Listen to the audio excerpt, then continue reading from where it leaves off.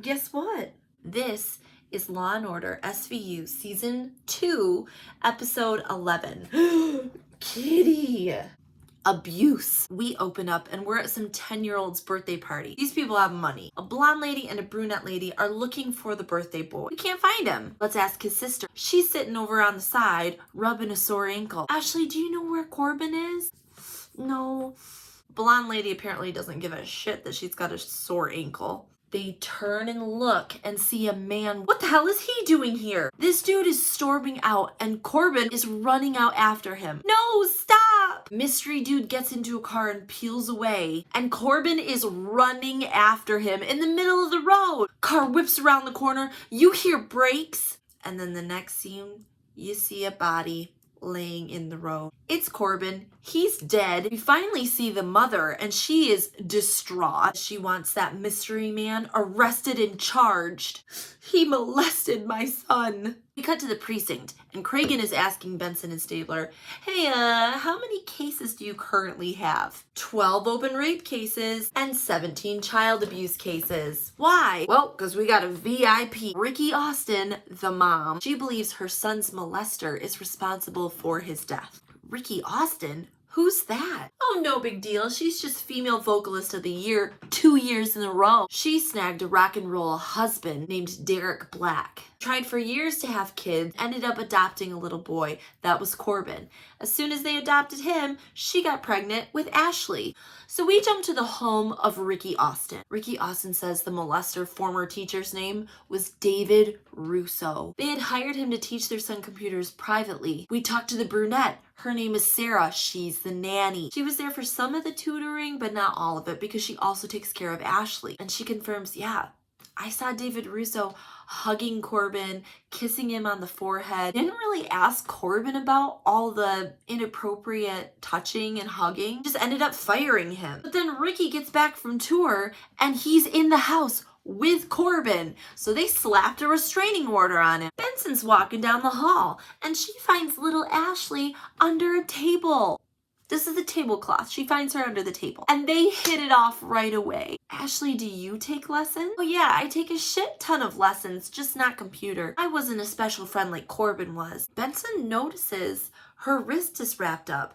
And then she looks down and sees this big honking bruise on this kid's knee. Alarm bells are going off, but it's time to go. So Benson gives her her card. Call me if you need anything, okay? All right, it's time to talk to this tutor, Russo. They go to his apartment, but he's not even there. But the neighbor lady says that he just left a little while ago. He's been crying. She also says there's plenty of kids that are coming in and out and in and out and in and out. Okay. So we don't have a lot to go on yet. He was hugging Corbin and he's got kids alone in his apartment. Oh, and he violated the restraining order at the birthday party. That's like a misdemeanor tops, so we can do better. Neighbor lady thinks he got fired from his school job, so let's go check that shit out. We're at the Crestbourne school. They're walking down with the head of school. Russo was really good with the students. We fired him for cutback reasons. They're looking around this mansion fucking school. Okay, hang on. Tuition here is $17,000 per kid per year, and you're telling us you ran out of money for a teacher? I think it has more to do with the fact that it looks bad to have a pedophile on staff. Headman says, you know, I really don't think he was a pedophile at all. Even donated a whole set of new computers. Munch and Finn go check out how this dude had so much money. He was working for an investment banker as like their whiz computer kid and left to be a teacher. As a former teacher, that is an interesting choice. Benson and Stabler are visiting Emmy Warner. She's in the morgue, chopping up a body. Hey, did you get to Corbin yet? Yeah, sure thing. Here, come over to the fridge. I'll show you. Pulls him out. Guess what? No fluids, no tearing, no bruising. On the sex crime level, there's no evidence. However, check this shit out. His back teeth had been ground down. His fingernails were bitten down to the nub. And he was covered in stress-related eczema. This kid was a ball of anxiety. Still haven't found Russo. Maybe we can find another victim. Let's go talk to the other kids he tutored. And the other kids are sitting there like, no, he didn't touch me. What the fuck? He was a really fucking cool teacher. One boy says last time he saw him, he was at soccer practice. He was there to talk to Corbin. Uh-oh. That's another violation of the restraining order. When they get the warrant and get to Russo's place, it's clear that he is expecting to leave. Boxes everywhere. But what's this? There's like a shrine to Corbin. School pictures, magazine and newspaper articles. This dude was obsessed. And just then, what the hell are you doing? Russo walks in. They've got Russo in an interrogation room. Okay, buddy, here's something interesting. This shit we found from your apartment was from 2 years before you met Corbin. You got the teaching job to get close to him, didn't you? Yes. And you started tutoring to get him alone. Yes. You loved him, didn't you? Yeah, I did. Stabler leans in for 30 seconds. You molested him, didn't you? No! Well, why were you in the bathroom at his birthday party? I was leaving town. I was there to say goodbye. Your world revolved around him. Explain that to me. Yes, it did. He's my son.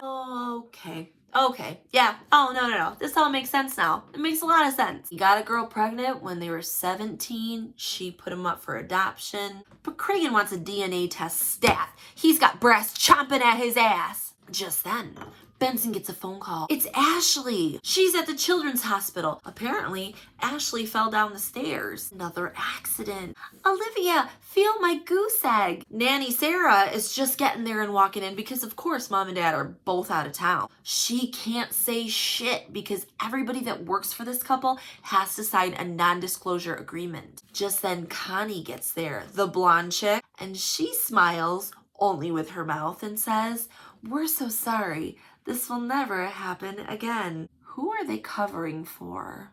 By the time they get back to the precinct, Ashley's already called and left 3 more messages for Benson. Oh my gosh, what happened? Oh, nothing. She just called to chat.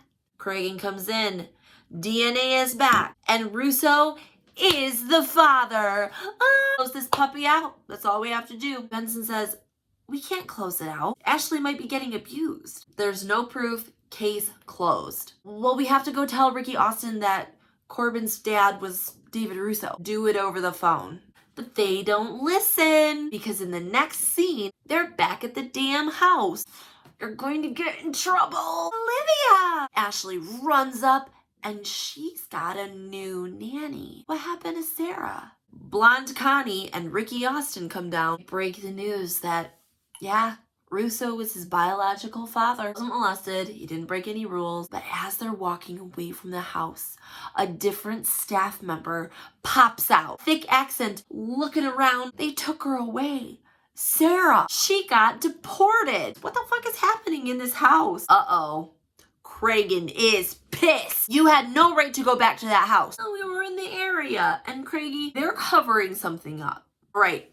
Go talk to Sarah. She's at INS in New Jersey. They walk in and find Sarah and she's like, you asshole. I told you I couldn't talk to you.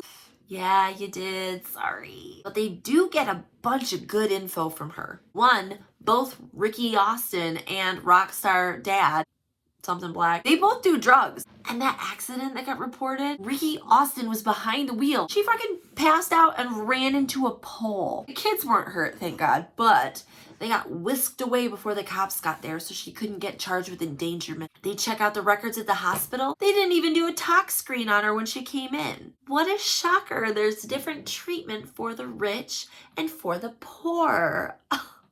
Benson and Stabler go talk to Ashley's teacher. This woman is awesome, but she says, yeah, Ashley kind of sucks. No, actually, she says, I like the kid, but she's very disruptive. She don't like that kid. She'll take anything. Positive attention, negative attention. She keeps getting in trouble. Benson tries to give some advice to this veteran teacher, which is so cute. Well, maybe she needs help instead of punishment. Yeah, duh. I tried that too. I sent letters home to the parents. They never got replied to. And then the head man of the school and I let the parents know, listen, either she goes to therapy or she can't come to school here anymore. So what happened? Neither. Her parents donated a new library. Stabler's realizing, you know, we don't have anything on them. Benson says, they don't love her. Stabler's like, yeah, Liv, How many unloved kids are there here in the city? This is not an SVU case, but Benson can't let that shit go. Ashley's not making it easy on Benson, because the next day, she walks into a police station and asks for Olivia. Ashley, did something happen? No, I just wanted to see you. This fucking 8-year-old skipped school, took a cab. Benson's like, you cannot keep doing this. Let's go. Ashley screams, no! Oh. Cracks her hand, makes herself bleed. Oh, the accident. Taking all of this shit into account, Olivia's friend, the child psychologist, and she says, you know what? This sounds like RADS, Reactive Attachment Disorder. It's very common in orphans and kids abandoned at a young age. We already know that mom is not into therapy, but maybe if CPS gets involved?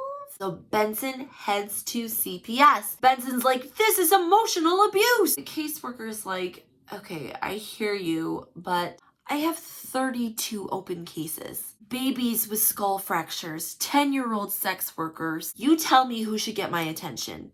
Your one girl with emotional abuse or my battered 30. The next day, Benson walks into the station and there are 6 messages from Ashley. And Cragen puts her on desk duty. If you can't follow my orders on the street, maybe you can keep my files in order. And in case anybody else here has Detective Benson's hearing problem, read my lips or buy the Cliff Notes. Nobody goes near that family again. Benson is like, somebody needs to help that girl. And he wheels around. Well, thanks to you, none of us can. And he slaps down a restraining order against the entire precinct. So Benson lets it go and they move back to their huge caseload.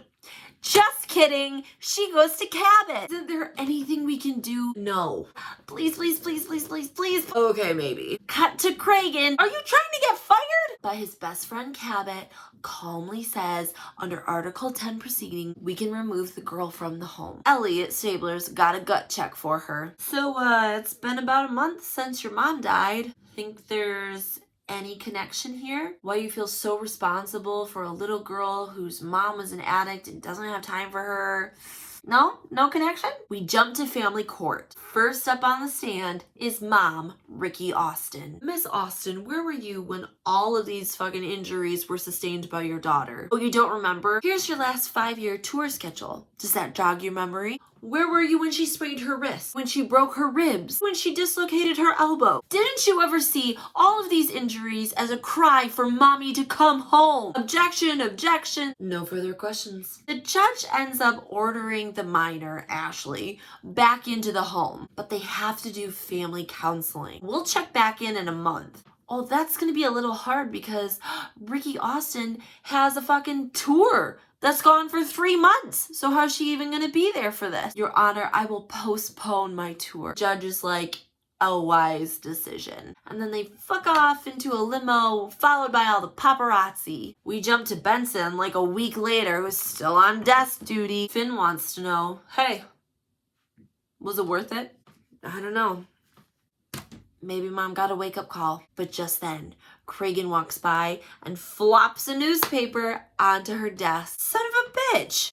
Ricky Austin just played to a sold-out crowd in London last night. Postponed my tour, my ass.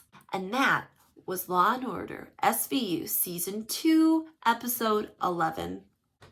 Jum jum.